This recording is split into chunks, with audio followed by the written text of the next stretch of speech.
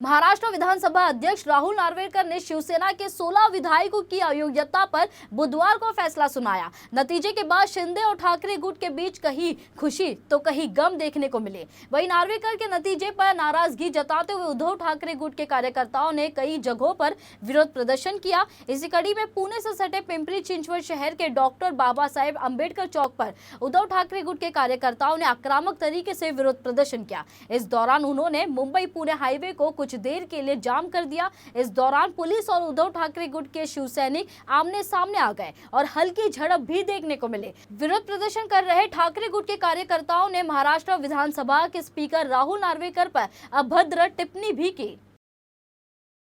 याच्यामध्ये हे आम्हाला अपेक्षितच होतं, कारण की आज इतक्या दिवस म्हणजे जवळजवळ 6 महिने झाला आहे हा निकाल त्यांनी असंच पेंडिंग करत आलेत।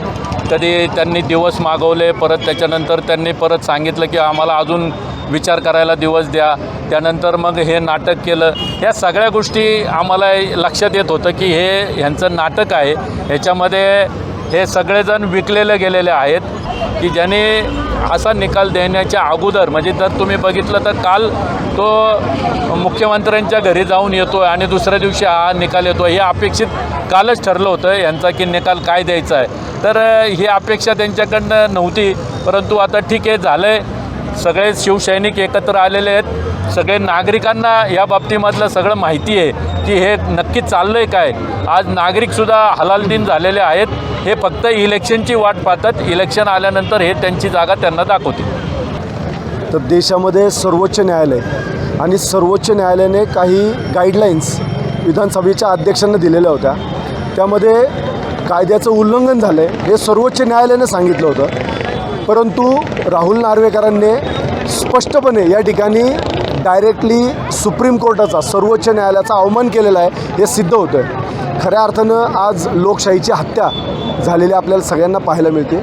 महाराष्ट्र असेल आणि संपूर्ण देश असेल आज या सगळ्याकडे उघड्या डोळ्याने पाहतो आहे। कोणत्या पद्धतीने या देशामध्ये कायद्याचं पालन केलं जातं आहे, राज्यघटनेला पायंदळी तुडवण्याचं काम आज राहुल नार्वेकरांनी केलेलं आहे। याचा अर्थ स्पष्ट आहे की हा देश हुकुमशाहीकडे वाटचाल करतो आहे। लोकशाहीला या देशामध्ये किंमत राहिलेली नाही आहे। आजचा हा निकाल जो आहे हे ते दर्शविणार आहे। येणाऱ्या काळामध्ये जर अशीच परिस्थिती राहिली तर निश्चितपणे आपल्या भारतीयांना, सर्व भारत देशातील आपल्या सर्वांना गुलाम बनून जगावं लागेल।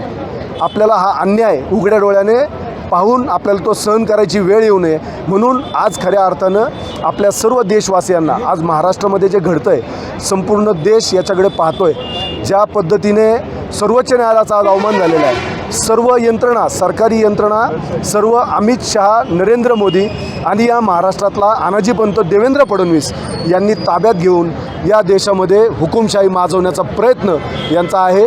परंतु येणाऱ्या काळामध्ये या देशातली सुज्ञ जनता हे कधीही खपून घेणार नाही। आपण जर पाहिलं तर EVMच्या माध्यमातून फक्त आणि फक्त EVMचा गैरवापर करून या देशामध्ये सरकार स्थापन करण्याचं जो काही केविलवाना प्रयत्न होतो आहे, याला निश्चितपणे या देशातील 130 कोटी जनता येणाऱ्या काळामध्ये उत्तर दिल्याशिवाय राहणार नाही। आणि या महाराष्ट्रातून आजच्या या निकालानंतर मी आपल्या माध्यमातून जाहीर आव्हान करतो